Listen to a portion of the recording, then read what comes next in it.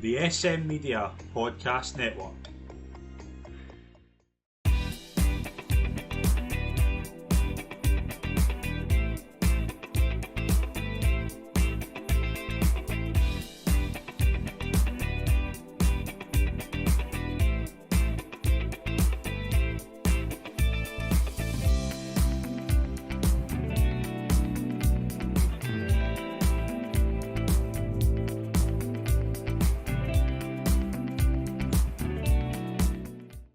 Hi folks, and welcome to the latest episode of the SM Media Horse Racing Show. I'm Scott McPike. It is always a pleasure to be your host, and we are going to take a look at probably the second best week of the year. First, a lot of people prefer the flat to the jumps, but I would always say it's my second favourite week of racing. It is Royal Ascot 2025.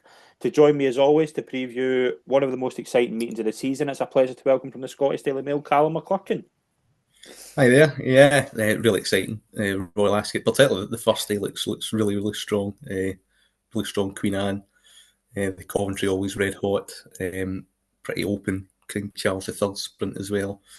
And maybe the outstanding 3-year-old and all Guineas winners clashing at St James's Palace. So yeah, it really kind of sets a tone, and it'll be difficult. The kind of 3-year-old group twos really to see what's happening, because Epsom is so quick a turnaround from there to Royal Ascot. This time it's less than 2 weeks really, so it's going to be very difficult for beating horse and that really to kind of make your Hampton Courts and King Edwards of the world and things like that. So that'll be a bit difficult to assess, but definitely a good go at it. Yep, absolutely. You mentioned obviously Epsom. We'll cover that first before we look at the racing this week at next week at Royal Ascot.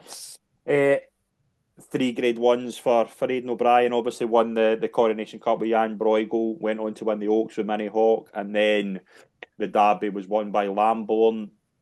Kind of takeaways for the weekend. Obviously an interesting weekend where not a kind of usual Oaks and Derby where the kind of favourites were fancied. Like O'Brien just kind of swept up. What do you think of the kind of weekend overall? Was it a good advert for the sport, and kind of takeaways for the racing? No, it's pretty poor really overall. The Friday was better than the Saturday. The Derby card needs a lot of help around it. You know, it's an undercard. It simply isn't good enough. And you saw that with crowds: 22,000, 18,000 Oaks Day, 22,000 there. The hill half empty. Okay, the weather's definitely playing a part there with the forecast. It was meant to be awful, but it's really not good enough. It didn't really have that kind of sense of occasion that Derby Day should do, you know. And I think a lot of people in the sport have feared that it would lose its luster a lot, feared that it'd be dominated by one party a lot. You know, Ballydoyle have the 55, 60 years of breeding experience to get. I mean, if you look at Lambourne by Australia, who won the Derby, who was by Galileo, who won the Derby, you know, it's an impeccable bloodline. You know, they have a gallop that mimics Tattenham Hill, and they seem to be the only party in town that are able to handle that at the moment. And it makes it ridiculously uncompetitive and pretty unappealing viewing for the neutral, to be honest. Good for the sport in terms of breed lines, because that is the strongest breed line, and it's been proved again. So, I mean, you need a robust breed, and at least there's one element of it, but it's not being really shared about. And to be honest, it's beginning to be quite a turn off. You can see it in empty crowds. I mean, the best race I saw that day was in Saratoga in the Belmont Stakes, Sovereignty winning, beating journalism. You know, Yeah. it was a race, came and won it, and the roar for that beat anything that happened in Derby Day. You know, there was one mini roar when they went out the stalls in the Derby. That was it. It was ridiculously flat, and you know, it felt like a run of the mill meeting, really, which is sad for, you know, the world's famous and longest horse race. It's been around for 245 years. You know, it doesn't. It's never really felt as irrelevant as it does now, I'm afraid. Yeah, I mean, it was one of those, obviously, like the day Friday's obviously up. I don't get why there's two Group Ones on the Friday and only one on the Saturday. And I get the Derby's obviously it's separate entity, and I like people will compare it with the Grand National and things like that. But the Grand National, you still have a lot of big races that day to kind of help the card. The Grand National is obviously the feature, but you've got like three Grade Ones before that. It's not like the Derby. Derby, you obviously need a superstar. That well, there wasn't one in that this year. I think you'll agree with that.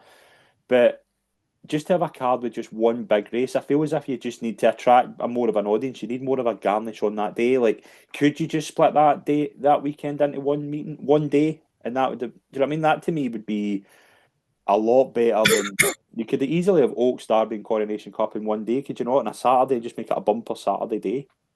You can, but I think the Clerk points out that the ground around Tattenham Hill makes it difficult if three 1.5 mile races Yeah, in one day, and then you can't really make it a festival and put group races on because people just go to Royal Ascot instead, and it's 12 days in. So I mean, you're really kind of squeezed. What the Derby is all about, the Derby. It's all about the one race. And at least like Aintree, even Ayr here, there is a sense of locality. You know when the Ayr Gold Cup is on, even though yeah, if you're not a racing fan, you know when the Scottish Grand National's on, even if you're not a racing fan. Same with the Grand National, same with Cheltenham. With the Derby, it's just getting lost. And there was no major football tournament on, men's football tournament on this year. There was, it was quite a standalone kind of British event this year, and it was still pretty empty and pretty quiet, and it's poorly advertised. Now they always talk about back in the day in the 80s when it was a Wednesday and it was Derby Day and things like that. Maybe that's a way to reset with the London community. I don't know. It's a problem down there they've got to solve to kind of sell the race a lot better. Um, the wider worry is that it is a race on its own merit and it's all about the horse. And is that really a selling point for the sport anymore when it's all about yeah, the horse? Because you see all these kind of like £3.6 million advert, it's kind of more about your social day out and drinking and dressing up really, rather than the actual horse. And that is the horse race of, is the litmus test of a thoroughbred, as Epsom always has been since the mid 1850s. That's what it's all about, really. And it seems to be fewer and fewer people that are interested in it, and fewer and fewer people that are grasping the importance of it. Really, I mean, people say, "Oh, Bola and O'Brien." Imagine what the race would look like the last 10, 15 years without them. yeah. I was that his Some really 30th start? Yeah. substandard winners. Yeah, but like obviously we won't have that issue next week. I would imagine with Royal Ascot. I know obviously the kind of financial situation I Ah, think plays a big part, but Royal Ascot five that's, days, the crowds will be there. yeah, exactly. And it's kind of guaranteed. The Royals turn up as well. The Queen Yeah, used to go in Derby Day. Now they don't. Um, And it also Epsom have priced it as if it's Royal Ascot, and it isn't. yeah, I mean, people aren't idiots. You see a class three 5 furlong dash. Not to 85. That's rubbish. mm, That is absolutely rubbish. You see 4 or 5 of those races midweek. Never mind on a Saturday, and it's back to back 5 furlong dashes, and at the start of the meeting you get 3 week Group Ones over a mile and a furlong as well. Two in a row. So you've got two in a row in the same race essentially, and again with the 5 furlong dash. So it's too monotonous and it's too dragged out and it's too expensive. And that's what you're going to get. And the new CEO of the jockey clubs will have seen declining Cheltenham Festival attendances as well. It's got to be addressed because it's got to be. If you're going to dilute the quality of the card, you can't keep putting up the price as a no, result. Simple as that. These people, racing fans are more accustomed to sport and value than anywhere else. If I'm willing to look at a race for an hour to try and weigh up if I should back something at 5 to 2 or 9 to 4, I'm not going to pay £70 to get in to watch that, am I? no, no, You definitely not. can't pull the wool over people's eyes all the time. And at the end of the day, if they love the sport or not, they will vote with their feet. Yeah, no, absolutely. But let's get into the next week's action. Obviously, we'll start with Royal Ascot. We'll start with the group. We'll do all the Group Ones in kind of detail, and what we'll do after that is we will do kind of other races. We'll look at the kind of 2 year olds. We don't obviously have declarations or kind of even entries for all 5 days, so we are kind of just going with what we think is going to happen. We've got stuff from Tuesday there that we can maybe get a bit more information on. But we'll start with, as you said, first race, three Group Ones on Tuesday. We'll start with the Queen Anne Stakes. Pretty much a rematch of the lock-ins by the looks of it. Sally and leads the market 11 to 4. Dancing Gemini and the Lockins winner lead Arthas at 9-2. Notable speech at 11-2. Sardinian Warrior 7-1 and 14-1 bar. It's just a Lockins rematch, isn't it? And do you have the same view as the Lockins as you do now? It's a fantastic race, this. Yeah, You've got the front four all reopposing. Sardinian Warrior's a good horse. Lake Forest is a good horse. There's two very unexposed horses at this level. Diego Velasquez could come in for the Brian Yard. Carl Spackler from abroad that's coming in. Then, Docklands that actually ran pretty well at Epsom. But that Ascot will suit a lot better in this place than in this before. And Kudu was no back number either. These are horses rated 113, 114. So it's deep stuff in a division that has probably been bemoaned for being pretty weak. Bide, Palace, Pier, winning it 2-7 and 1-6 in recent years. Things like that. It has a lack of depth. Not the case here. Rusalian's getting a bit short now, 11-4. I don't think I'll get shorter than that in the build-up, but I do think he's the one to beat. Good third in the Lockins. Needed it, get tired. And I think he's the best horse in the race. He's the highest rated. What he did last year at Royal Ascot was stunning in the St James's Palace. Beating Notable Speech. I think he's more progressive than him. I think it's meant to be good to firm at the start on, which is ideal for Rusalian. yeah. And I think he can confirm the form there. And I think he can turn around with Leader Artist and Dancing Gemini. I think Leader Artist is the least likely. He will get his ground. Lockins, it's a bit of a shock in terms of the prices. Dancing Gemini would maybe want it a touch softer. He's already had 3 runs this season, so you wonder if he's open to as much progress. So while 11-4 against 9-2, the rest of them is a bit short. I would be in the Rusalian camp. He doesn't do a great deal in front. He needs to be timed quite well, but there's plenty of pace in this. Sardinian Warriors come in for good support. He's maybe a bit of an unknown quantity going up in grade. He's got a bit to find, about £5-6 shy of the figures. Lake Forest is in a similar position. And Docklands could run into a place, but it's 10 days. It would be 10 days since he turned around from Epsom, so that might make life a bit tougher for him.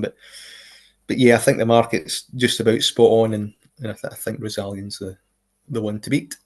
Yeah, I'm getting a 50-50 between Rusalian and Notable Speech. I think Notable Speech probably would I think the ride would maybe be better on, hopefully be better on the day. I think Buick maybe stayed back a bit too late. It's not often I criticise a William Buick ride, but I think probably Horse needed the run, but I think in a better day he'll maybe want to be a bit closer to the pace. I think Rusalian is definitely, I agree with what you're saying. Was Lead Artist lucky in the Lockins, or did he just benefit from having a bit more of a run and a bit more of a kind of head on Dancing Gemini? Because I thought Dancing Gemini in another day would have probably got up. I don't think so, because what Lead Artist does need is quick ground, and he got that. He didn't even reappearance. I think it was Sandy, and he just bombed out. It was he probably needed it. Yeah. And Dancing Gemini's now become pretty reliable at the top level. So yeah, he's kind of the reliable, solid one. Lead Artist, you do wonder if he's truly part of that makeup at the top level. But yeah, I thought the 1 and 2 race fitness over the 3rd and 4th, and I think that will probably be reversed. I would trust Rusalian more than Notable Speech.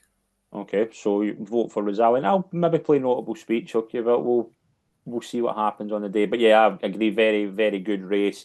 Good way to start Royal Ascot. I don't think you're going to be as strong as the next race we're going to talk about. The King Charles III Stakes, obviously 5 furlong, pure test of pace. We've seen some really good winners in the past in this race before. Is there a star in here? No, no, not really. Believing might be favourite now. The Boyard haven't really fired all season, to be honest. That big sprint at Maidan, of course, which is usually a kind of significant pointer beforehand. Regional was 3rd in it, so it's these kind of like solid horses that turn up and do quite well. But that was over 6, and she has shaped as if she is a 6 furlong horse.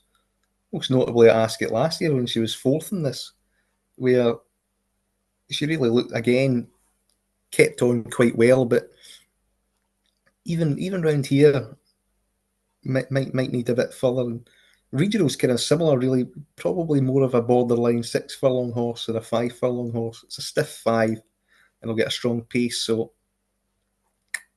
who might argue? But I think Regional might turn that form around. Asfura won it last year, Mm-hmm. but had a prep run. Doesn't have that luxury this year. Also another year older. It might be a bit tougher for her. Trainer really should know how to get her fit, but to come in here fairly cold, and a run last time, okay, in Australian sprinters, but it was pretty ornery mid pack. She looked like she got actually outpaced that day, or 6 furlongs in Australia. Watching that back, so it was quite sweet in her last year because she had that run at Haydock to bring her on. This might be a bit tougher. 2 runs down under, but it's whether she's acclimatised as quickly. You'd have to have doubts about that. I mean, she's one that you'd have to definitely monitor the market closer to the off about if there's any good.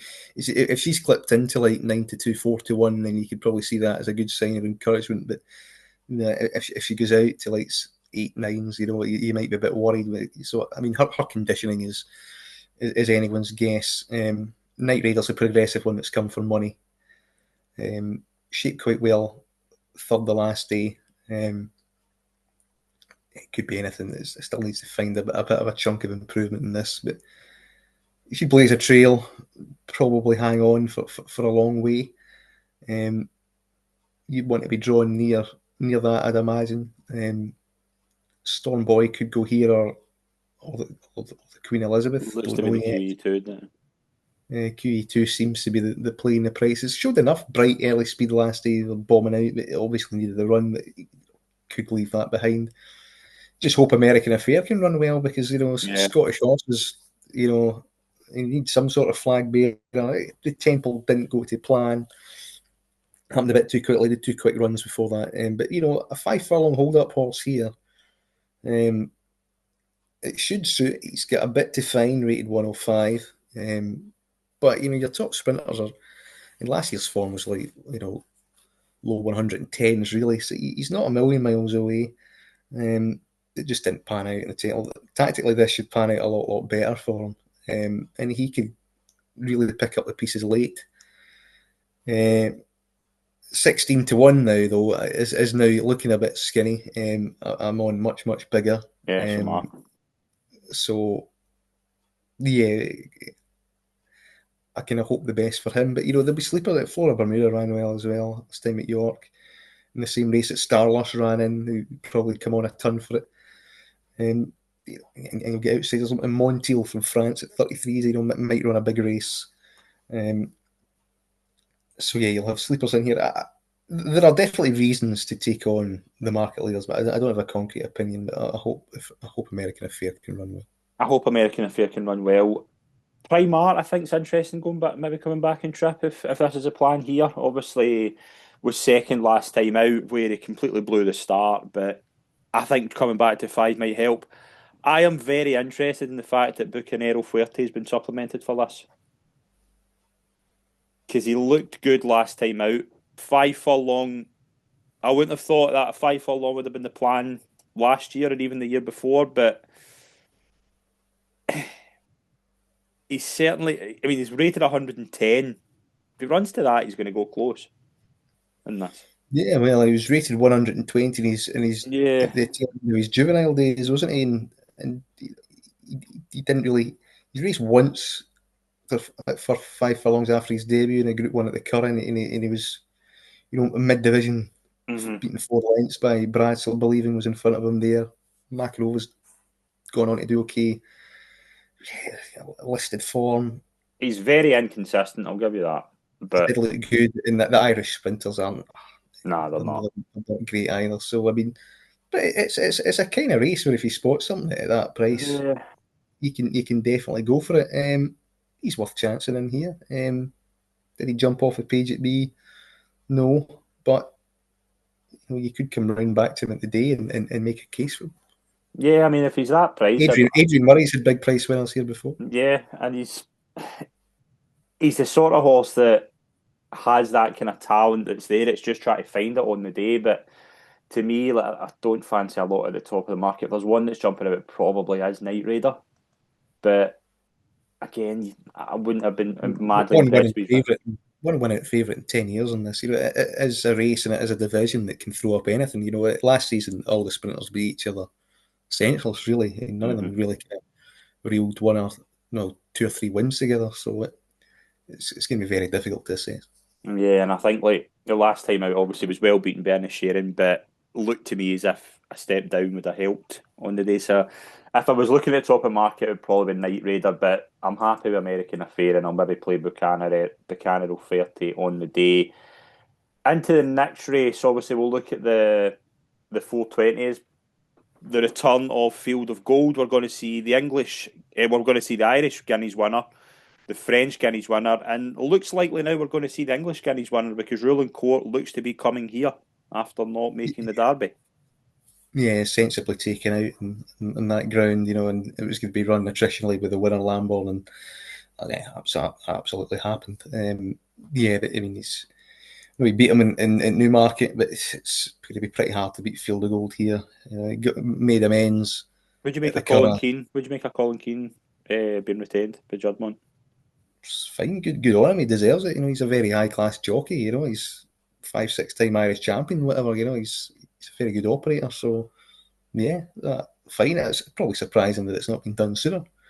Um, yeah, I think he's very good. Very good at the Curragh, timing it well. So yeah, it's just rattling fast ground might be a bit of a doubt for him, and if he's drawn in the inner, he could be drawn into trouble.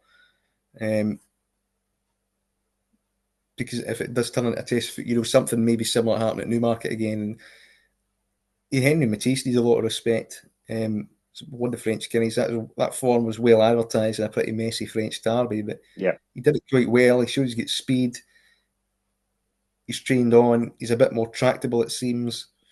Um, he's dangerous. I'd be a bit worried for Ruling Court because it's not been the plan. Can you really kind of re-prep a horse and go a mile and a half to a mile that quickly? Turn around, it's a kind of quick reroute, but it might be tricky for them.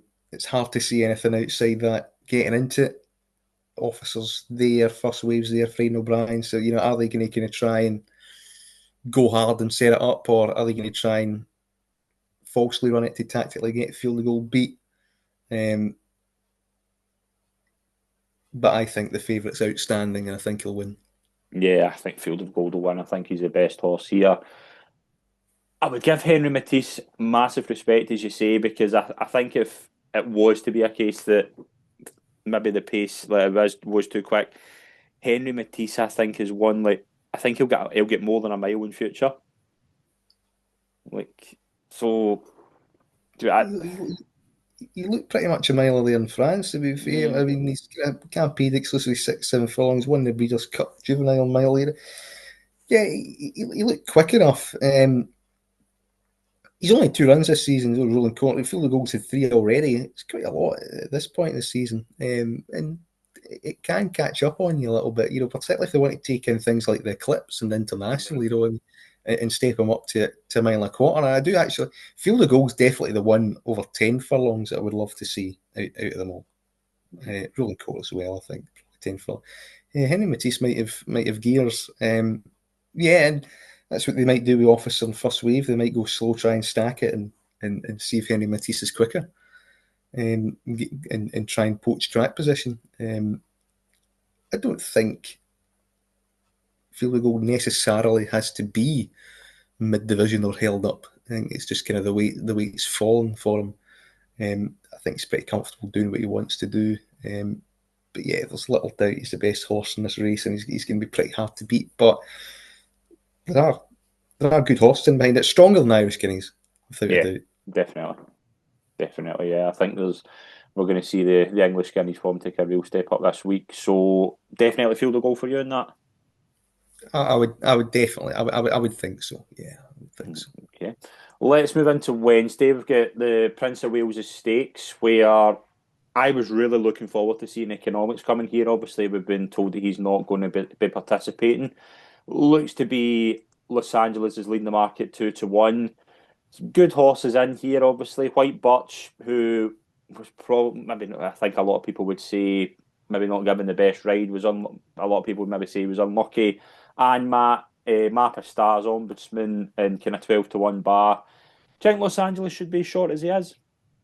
He was a bit short, isn't he? He was a bit short. Yeah, away from the Curragh, his record's not overly that effective in it. He usually gets.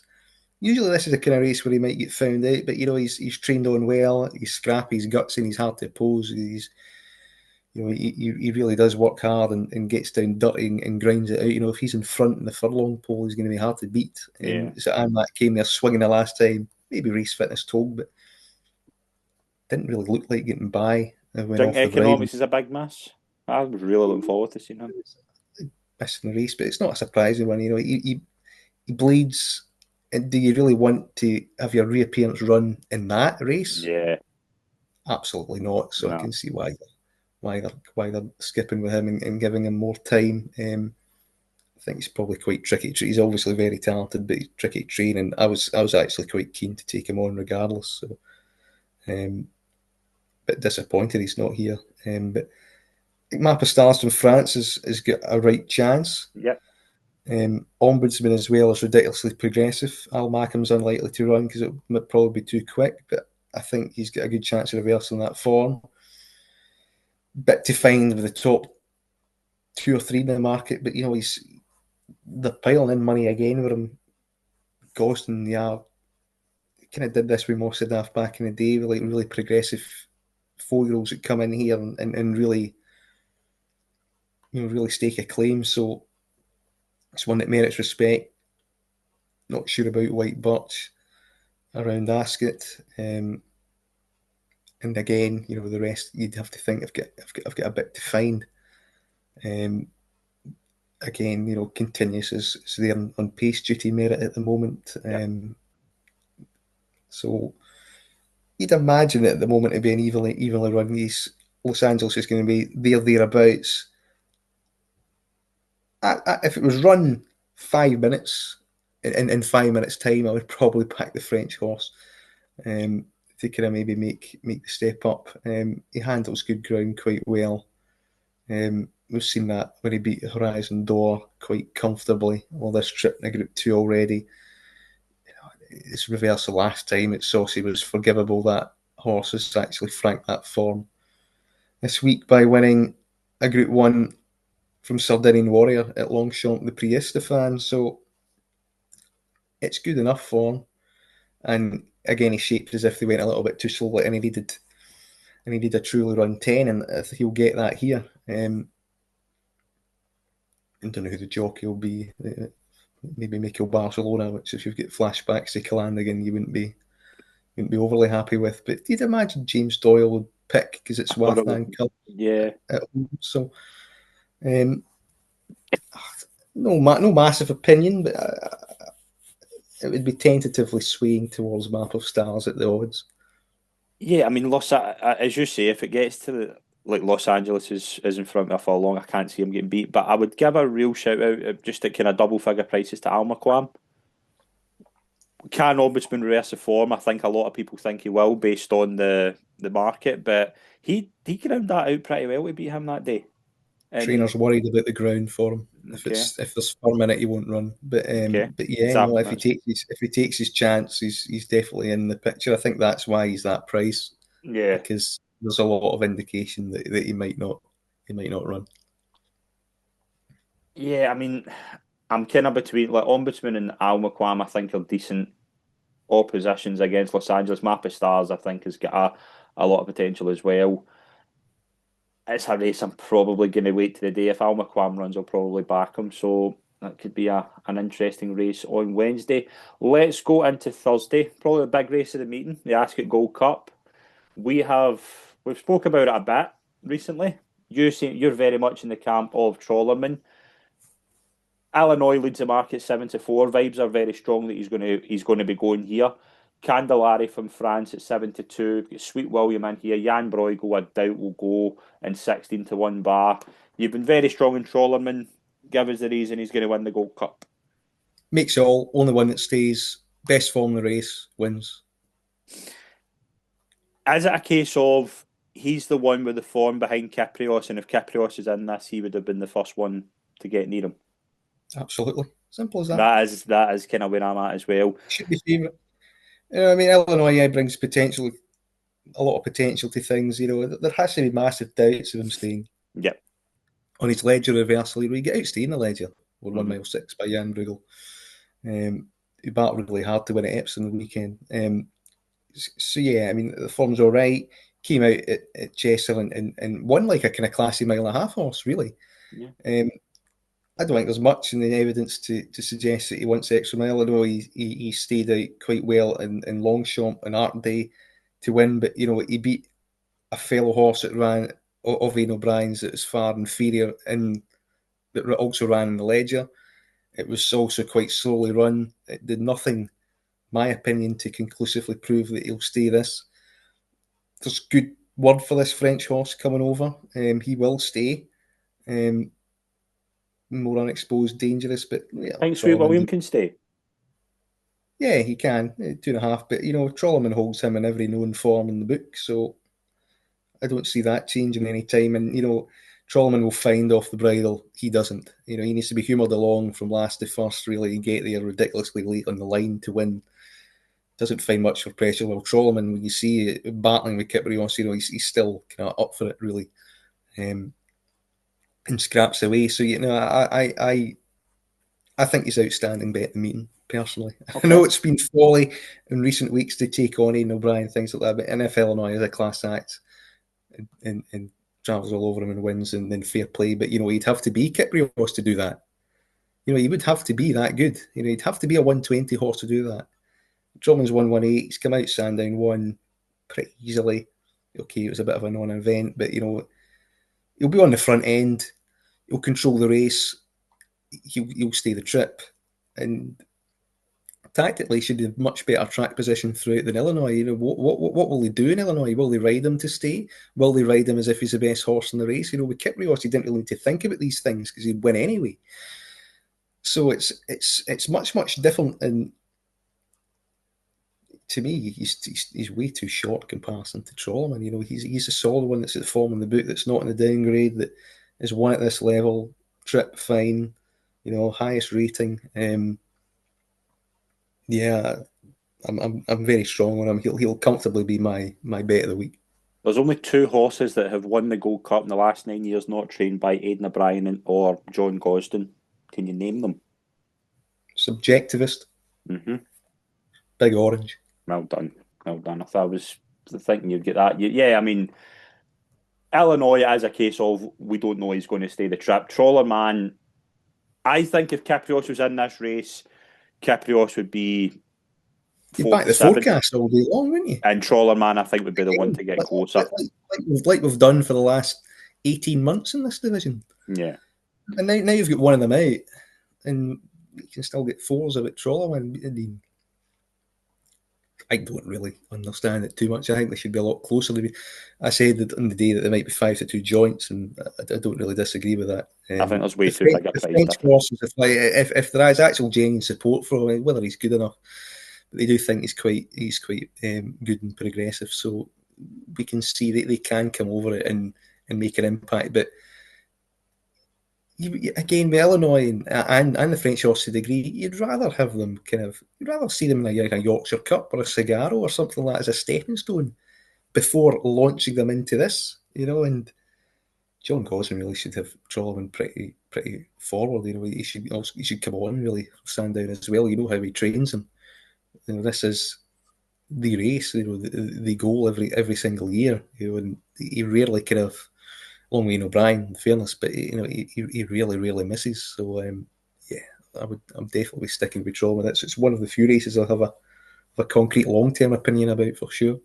I'm going to give a wee shout out to Absurd each way. I think he can go. I think he can get closer to Illinois. I don't think he was beaten too far last day, and I think at 25-1 he's quite big. He's entered up at York in the weekend at 74 for a listed race. So I just wonder if they're even going this route, because they might be campaigning him around Melbourne Cup and Ebor instead. Okay. And I think 2.5 miles would stretch him.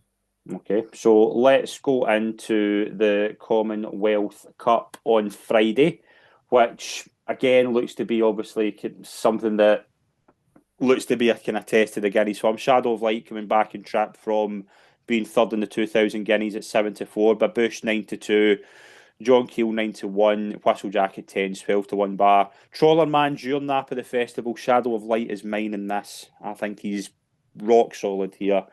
And I think 7-4 still a very good price. Yeah, I mean, it's hard to get away from the top two, isn't it? With Shadow of Light and Babush, and probably the more reliable trainer and Jal Appleby or Ger Lyons in Britain anyway. Might persuade you. Shadow Light, yeah, he looks like a sprinter, and he ran really well in the Guineas. And he should handle this coming back down and trip. Um, the German pair and Whistle Jacket are decent opponents against him. And the market looks reasonably well formed, doesn't it? So, yeah, again,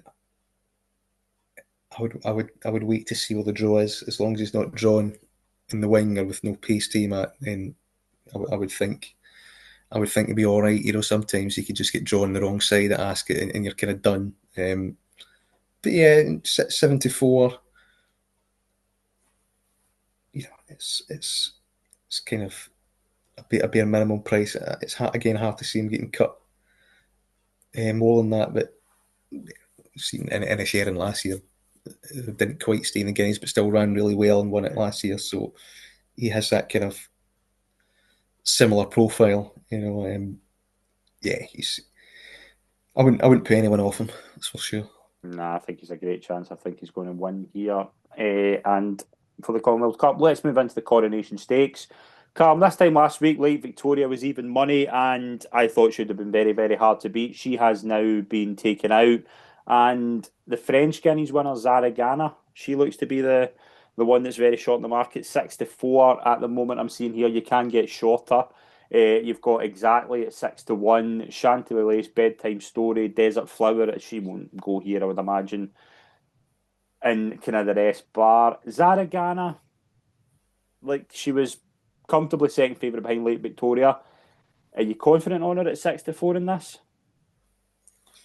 I mean, I don't really see a great deal to worry about here, really. Reopposing with the fourth exactly, and at the top of the market, and the rider dropped his whip, came from the back, and she was short in the French Guineas, and she's short here. So I mean, she's obviously very high class. Um, with a more conventional ride, they probably won the French Guineas more snugly than she didn't need to get it in the stewards. And kind of breeze past exactly, really. And it's hard to kind of see that form being turned around. Depends if she takes her racing as well as a Hardy and O'Brien filly, I suppose. That's the kind of thing. If there's a dip in form, she might be exposed here. Didn't really see enough from Chantilly Lace in the Guineas. Suggests she's a 10 shot. The Saxon horses were well beaten the Irish equivalent. Duty first. Maybe January can run a bit better. Red Letter could maybe improve, but she ran 13 days ago. Mm-hmm. Yeah, you're like glittery stuff, surf territory, and horses like that are kind of you're thinking we'll be making up the numbers. It's a race that definitely revolves around the favourite. Whether you back it at that price, what's for sure she might even shorten further because of the lack of depth of opposition in it. Yeah, I mean, I think exactly was probably unlucky. I don't think she should have won, but I think she's certainly better than what she showed in the Guineas. Bedtime Stories one that's disappointed me a wee bit. I thought kind of this time last year she was going to be Well, superb. she's going to the French Oaks this weekend, Yeah, along with She's Perfect, yeah, and horses like that, which will be an interesting watch. And again, that'll give you a line to see how good that kind of French Guineas form is over the weekend going into that race. So it could frank it and harden the favourites' position or not. yeah, Wait, yeah. What would I'm going to ask you a silly question, but if Desert Flower had not went to the Oaks, Would she have been close? Would she have been a better shorter price than Zaragana? Yeah, I just think generally, it would be like the kid of St James's Palace, really, where you'd probably have her a couple of points shorter because people generally rate the British guineas form stronger than the French guineas, and particularly when they were still racing in Britain. You get truly run races, and that was kind of truly run. Although this year's edition don't think looked overly that good. Yeah, they might be regretting not going this route after all with her, but I still think my opinion Desert Flower is still the same. I think she's a very forward 2-year-old that's been starting to get caught up personally. Okay.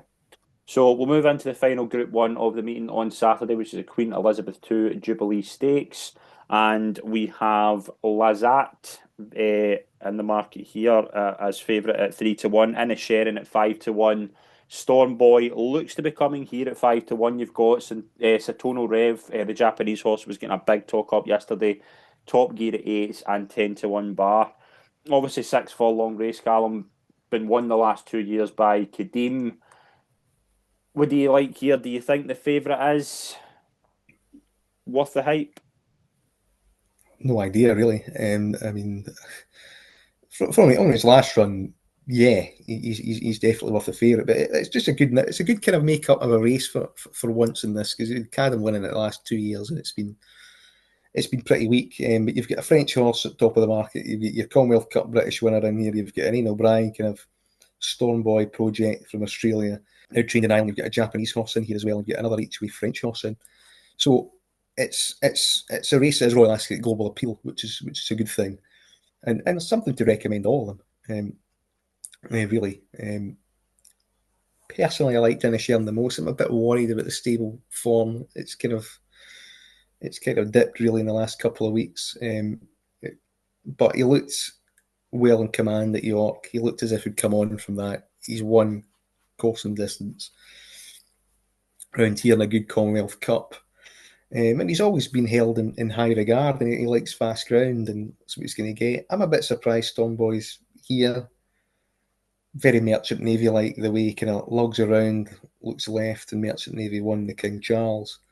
That's about a decade ago now. And the steam kind of coming from Australia, one run in the Greenlands for Ian O'Brien, and then here, but Merchant Navy ran really well in that race, and he didn't. He didn't finish well enough, and I can see why people have taken the chances at him in double figures, but now at 6-1, you'd be less inclined to forgive it. How highly do we rate Satano Rev? I mean, we probably don't know a lot about him. Twitter was very active on him yesterday. So Well, it's high class for, isn't it? He yeah, gave a 1-20 shot a fright, in the chairman sprint and shut in, in these kind of races, like over there in Hong Kong, Japan, they're usually stronger at sprints than us. Same applies to Australian things, so you can see why he isn't running 55 days. Has he acclimatise again? I think you just have to monitor the market with them and see. So yeah, I mean, I think Inisherin, I think for me, he's got the best overall profile. Lazat's exciting and unexposed, but he did win quite well last year. But it was only a listed race. It wasn't earth shattering stuff. He's probably entitled to do what he did. Are they going to adopt the same tactics? And he's been tried over 7.5, a mile as well. Is he kind of naturally that good?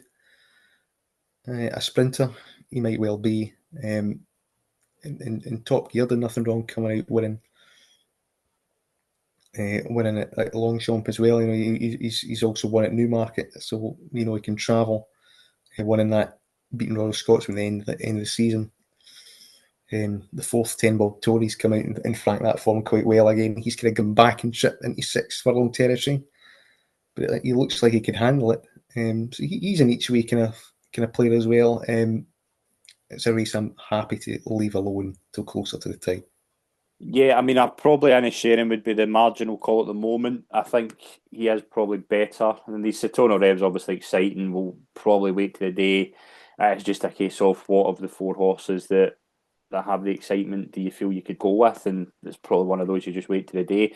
I was going to ask you about Wesley Ward, obviously with no runners at Royal Ascot, first time since 2012. You surprised at that? Because that outfielder horse was very strong in the market for the Coventry, and then to not have a runner at all, it's very unlike him. Yeah, I think he worked badly and they found something with him. He came out and said that the prize money's not good enough, really. Mm.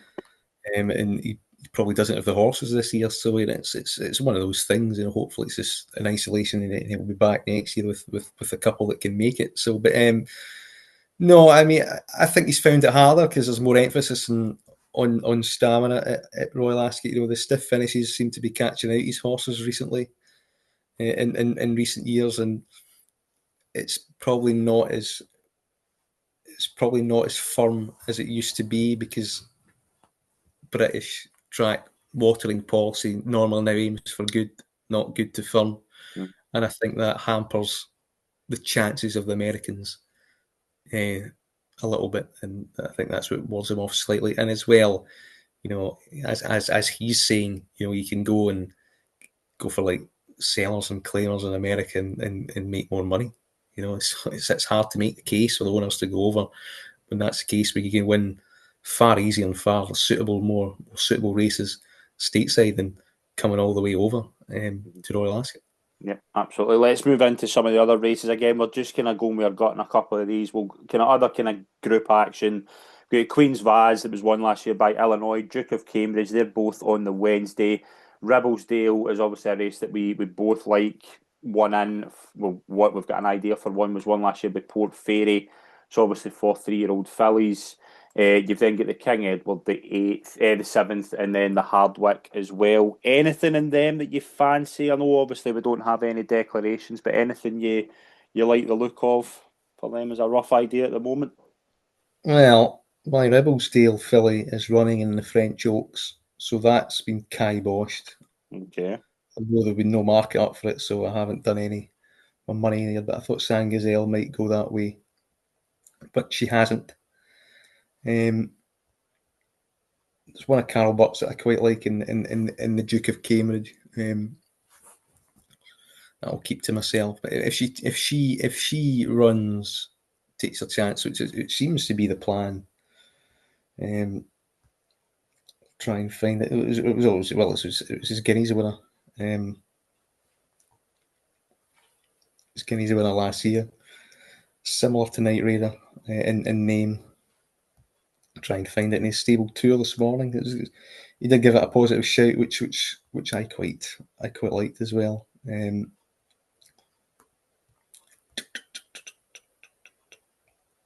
Fallen Angel. Okay. His runners have been proven for the run, and she was in the lock-ins. He showed some early speed and banged out and back to it. He says he's bang on for Duke of Cambridge, definitely sharpened up, and probably going to be quite handy in the market for that. But she was entitled to be, given what she did last season. Guineas favourite, beating one Irish Guineas. Very, very good horse, and Carl Buck's record at Royal Ascot is very, very good, particularly with fillies. So I think out of the supporting races, I think that one's the most interesting because the Hampton Courts, King Edward's, Queen Vases, you don't really know what's turning up from Epsom in the background, and it's very, very difficult to assess. Yeah. If Secret of Love went to the Ribblesdale, I would give her a shout. But I don't know what the plan is with her if she's going to be going that route. I haven't heard anything, but that Cheshire Oaks does have a profile of attracting Ribblesdale horses, so that would be the one for me.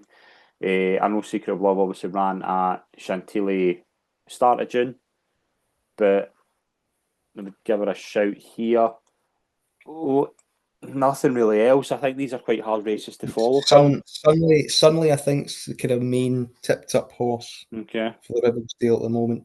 There's only one firm that are showing prices, but that horse seems to be the one that's going to come for a little bit of support early on. But I think all these kind of plans are really going to be hardened up at the weekend when they decide what to do with the ground. There's a lot of races that that you can kind of assess and think, oh, should we go mile and a half, or mile and a quarter, or a mile, and they're all kind of these Group 2, Group 3 standards. So when connections probably haven't really finalised everything, it'll be very difficult for us to work it out as well. And Yeah. we've got no kind of real market guide either Yeah. in these things. Well, we do it for the 2-year-olds. Let's get into them. We'll go for, first of all, the Coventry. Second race on Tuesday. We've got Military Code and Postmodern at 4-1. Charles Darwin, I doubt's coming here. Warsaw at 7-1, I'm quite interested in, and 14-1 bar. Look to be Albert Einstein's race. It's opened up now. You got a strong view in this? Yeah, just a shame that he's not in it. No, I mean, you've got to wait to see what O'Brien runs and who deputises. Probably won't be Charles Darwin. I think he's Norfolk bound. I think Brussels is definitely has a future. Flushing Meadows, whether he runs one of them in the Cheshire, probably Flushing Meadows. Maybe I would think he looked like a kind of Guineas type horse for next season to me. And underwriters going to stay the same price that he was at Ayr when he won, even though now the red hot favourites out. So I do like Military Code as well, Appleby, and Postmodern was very impressive in debut. The trainer kind of echoed concern about running him in this though, quite quickly. I think Wathnan will tend to target their best juveniles in this anyway. They tend to buy for this meeting solely. So yeah, a lot of them command respect. I think you need to see what the draw is in the pace, jockey bookings as well, particularly for Team Ballydoyle. And as with a lot of these races, it might be a bit like kind of Willie Mullins at Cheltenham, but you need to really wait and see what they do before you have a bet in it. Is the strongest Wathnan 2-year-old Zelena and the Queen Mary? Yeah, I mean, Carl Buck talks glowingly about in 74. It's probably their banker of the meeting, really. Yeah, if she comes out of that fine, she's going to be very, very hard to beat in that race. And it's a race that he's won last year, with similar connections, at a less obvious type, but it's a type he kind of now specialises in massively. And it's, it's, it's, it's hard to see past that. Wait closer to the time. I mean, I don't think there'll be any mad rush to kind of get involved in her, but yeah, she's gonna be difficult to beat. Into the Norfolk, obviously, we mentioned Charles Darwin. Do you think it is just Charles Darwin's 15-8? Do you like the kind of Noble Light old as gold in here, or do you think the favourite could be good? Well, I quite like Naval Light, but again, the trainer Carl Burke was quite keen to run in the Coventry, and we don't know for definite. But I quite like Naval Light when he was 16s, and now he's got a 5, so I missed the bus on that. Just a bit annoying because I do think he can give Charles Darwin a fright. Um, Military Code again. He's in the Coventry. So it looks to be more Coventry now than here. Maximise to come in. Epsom quick turnaround that might be difficult. Wise approach might be interesting. Come here again. It just depends. I think we'll have to kind of wait and see really. But I was kind of leaning over Naval Light over Charles Darwin personally, but there'll be others there and pace angle. I mean, if you're drawing next to a Trailblazer, it'll help. Well, maybe if you're drawing away from things, then it might not help, and you might have a better idea of the draw come the first race on Thursday as well, how it has an impact. So yeah, I'm afraid it's another kind of wait and see now, but I do like Naval Light. I thought that was the Wathnan juvenile to follow, and they've had a couple that have come out since that have looked really good. But that ran at Beverley, okay, get beat, and I think because it get beat, I thought it would come here anyway instead of the Coventry. I thought it'd be easier race, but it did shape as if it needed 6. But and the trainer kind of said that as well, and that kind of put me off backing him at the prices for this. But I think Wathnan are keen to split some of them up and have some representation here because Calvert's won this before. I think they're going this way, so yeah, I think it's got every chance of beating Charles Darwin. I was more excited about Albert Einstein than Charles Darwin, for instance. Mm-hmm. And I was more excited about Naval Light as well. So yeah, 5-1 holds limited appeal now, and you still have to wait and see for definite see if they run. So there's no rush to play, but yeah, he's definitely one of my two rules that I like the most. Okay. I was going to give a shout out. I think Simply Outstanding, Simply Astounding can go well in the Albany. She will obviously need to improve. She did have a bad start in the race where she was beat by Lady of Man. I think she can improve on that. Anything you like for the Cheshire and the Windsor Castle? Anything that I know we don't have markets for that, but anything you can see running in that? Yeah, I mean, you usually get a good kind of dust up between the Appleby and O'Brien horses there, and you might probably get that again. I think he might run Flushing Meadows in that race, and Appleby runs that Trinome, and I think that'll be pretty good. I think that'll be a pretty good clash, and there'll definitely be others in there. Um, Eve Johnson, Hot and Horse, is quite warm order for the Windsor Castle, but you have to wait to see what falls out of the Norfolk and goes in there. Yeah, there's definitely no big opinion in that. Okay. Into kind of handicaps again. We only have stuff for the first day. Ascot Stakes. It looks to be East India Dock versus Poneros Triumph Hurdle rematch. You've also got the likes of the Wolverton as well. Big handicap, big kind of stakes race. You've got Enfijar at 5-1. Had teams in there as well.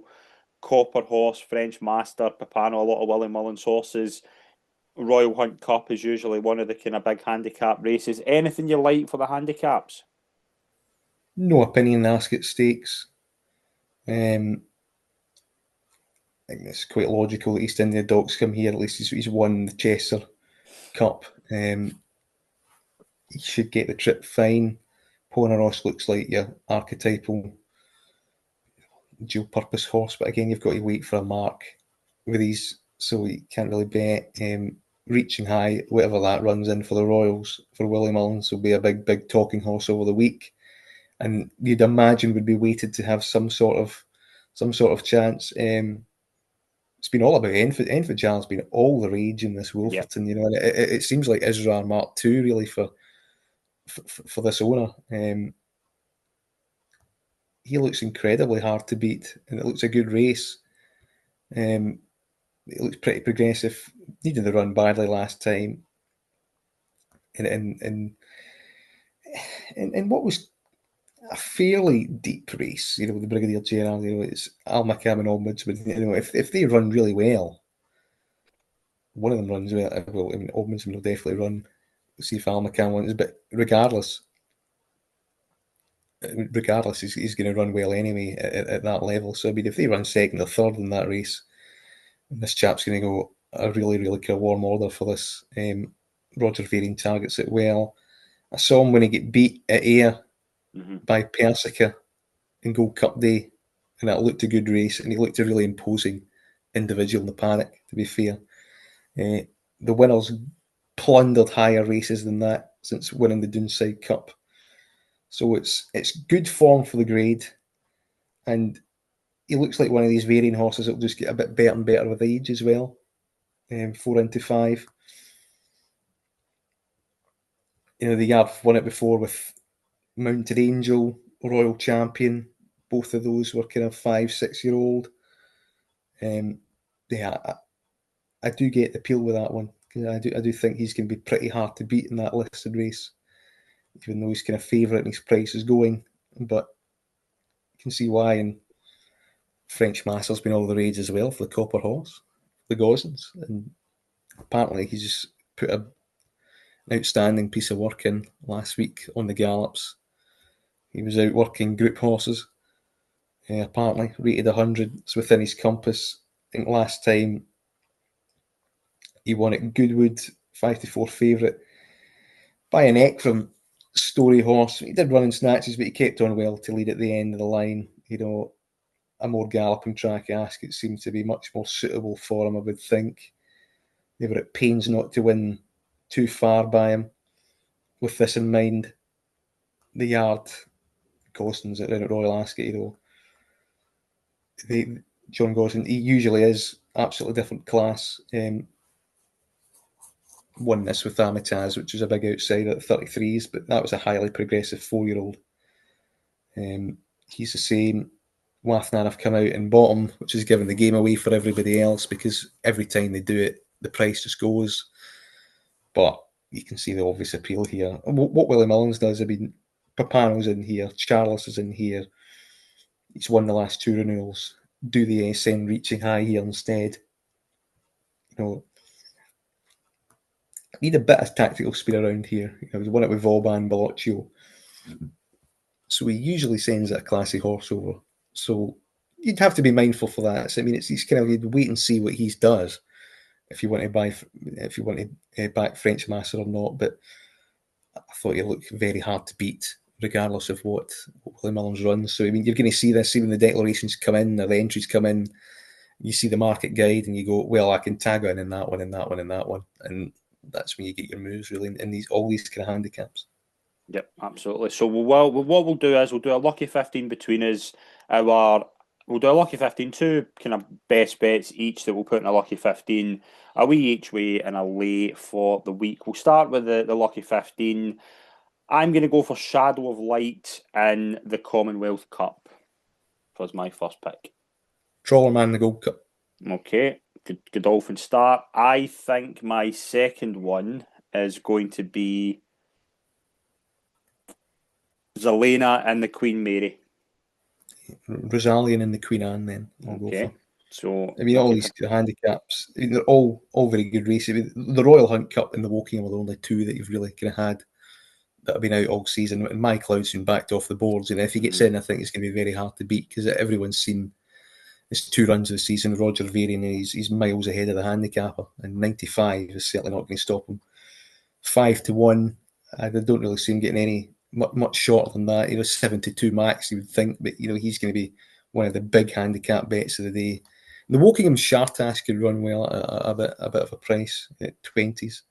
Archie Watson, he was group class last year, didn't quite happen for him. He set off 13-2, I think, for one of the Group 1 sprints. Come down in the weights since, might run well, although William Haggis appears to have a really strong hand in that race.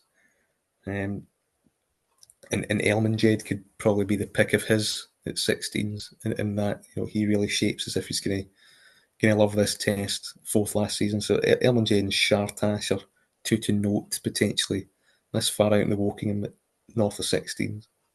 And if Stay True is meant to be going to the King Edward VII, which seems to be the plan, I would give him a shout out as well. That's probably another one of the ones I fancy. But I think the Beckett horse that won at Goodwood's in there as well. Is it Amelot? Yeah, back to him that day at Goodwood. Yeah, he'll be hard to beat in that Almalock. Yeah, that's a good race as well. Right, a wee each way. I'm going to go for Bucanero, Fuerte, and the King Channels the third.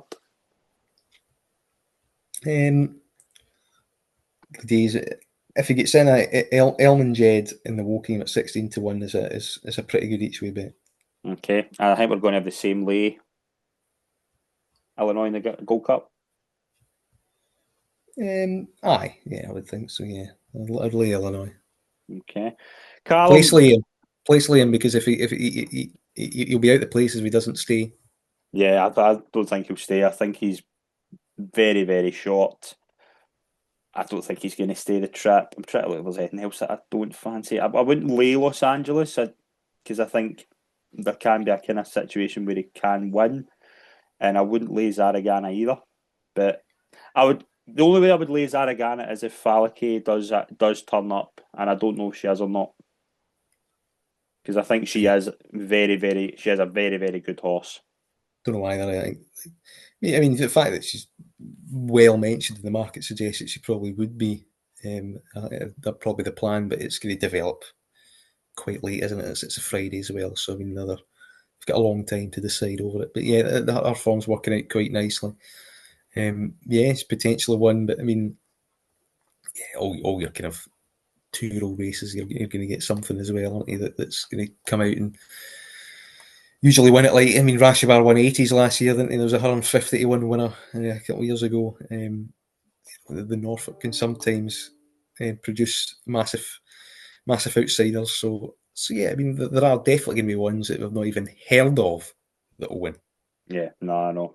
And it is kind of the beauty of Royal Ascot. It is one of the few, you don't get this in the jumps where you've got the kind of best of each country taking on each other. Like, I don't, I mean, we don't really see the best of kind of other continents coming over for jump meetings. So it is one of those where it is a unique meeting, isn't it? It's one of the meetings of the year where it's more about the kind of the prestige and it's more about the surround, isn't it? It's just a unique week of the year.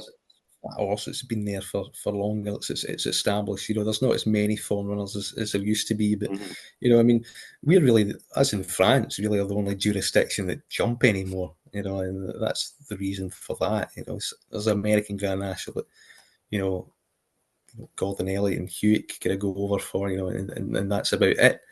While here, it's a really global breeding game, and the Royal Ascot is still right close to the top of it. The long shot at Art Bay, Melbourne Cup down there, the Hong Kong sprints, Maidan, Dubai. It's getting stronger all the time. Saudi Arabia, you get the Breeders' Cup towards the end. You get good racing in Ireland as well. I think a lot of these horses at Epsom Derby, can go German Derby and find races like that. So there's something available at the level across the globe, really, in flat racing. And Royal Ascot's absolutely no different. It's going to be very enjoyable. It's just one to take at a race by race basis. Yep. Well, best of luck for the week, Callum. It's been a pleasure to have you as always. Thank you very much. Yep. Best of luck, everyone. Thank you very much. We'll see you all soon, and we'll do a wee review on Royal Ascot in the next couple of weeks. We'll see you all soon. Thank you very much indeed.